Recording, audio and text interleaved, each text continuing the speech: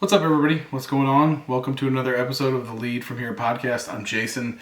Today, we're talking about, what are we talking about? Sometimes things just go wrong. And this is something that,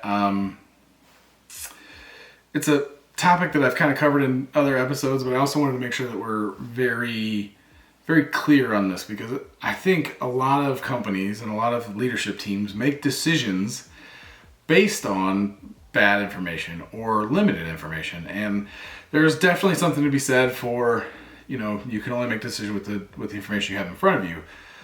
But it's important to understand that sometimes shit just goes bad. Like sometimes it just goes wrong, and had nothing to do with anything other than it was just sheer happenstance or bad freaking luck. Like whatever you want to call it, it was just an anomaly.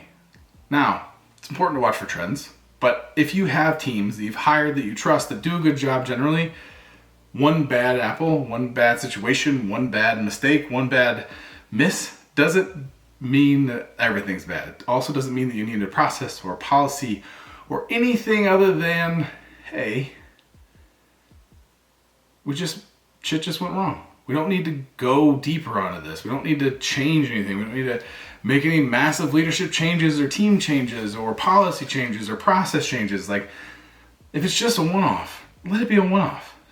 Let's wait until you have more data to understand, like, hey, is this a trend? Is this a trend from a process perspective? Is this a trend from a people perspective? Is this a trend from like hey, our pipeline's broken, or we're making bad decisions in sales, or we're overselling or underselling, or we're setting improper deadlines? Like, what's breaking?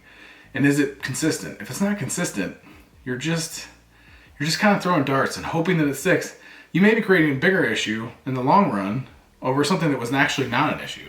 It's really important to make sure that whatever you're doing in response to misses or failures or problems or unhappy customers, you need to make sure that that's actually like an on-trend thing, and not just like, hey, this customer's just really frustrated today. There's a trend, I feel like, in companies where it's like all that matters is the customer. The customer is 100% the most important thing because they're who pays the bills. But at the end of the day, you also have to be able to balance escalations and what you're actually delivering as a product. So if you are doing so many escalations, or you're chasing your tails trying to get things done, you may be frustrating a customer. And really what the problem is actually that's a frustrated customer. So you're creating another escalation. Well, that escalation is actually creating the real problem. Your customer is actually just kind of frustrated, and you can manage that customer. So now you're changing process and like adding an escalation and breaking the cycle of a normal delivery cycle. And all of it's because of just a one-off frustrated customer. Other customers are frustrated about that same thing. So maybe you just got the customer on the bad day. Explain the process, move forward. Don't change anything.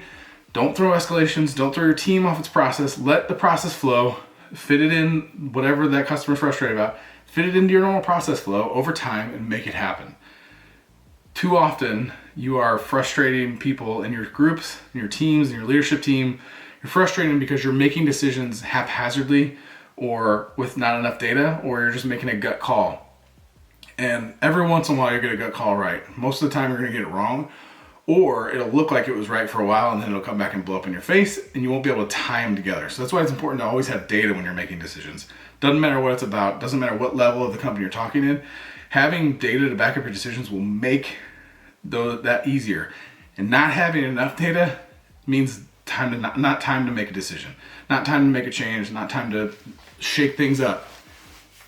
Wait till you have the data, wait till you have the trends, and then if the trends say something's wrong, all right, now it's time to start playing. But keep that data so you can measure and continue to measure. Everything needs to be measured. Everything. Anything you can measure that is a valuable source of information, measure it.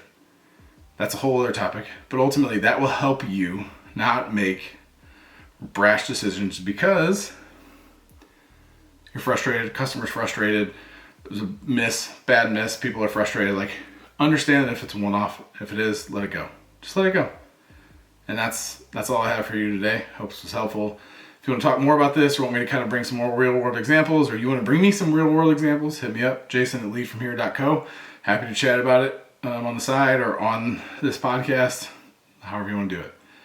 If you like what you're hearing, please like, subscribe, follow, all that good stuff. It really means a lot to me. I appreciate you all. Take care.